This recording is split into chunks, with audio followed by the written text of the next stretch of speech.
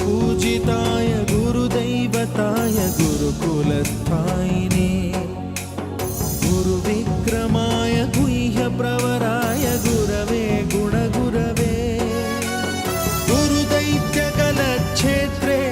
गुरुधर्मसदाराध्याय गुरुपुत्रपरित्रात्रे गुरुपाखण्डखण्डकाय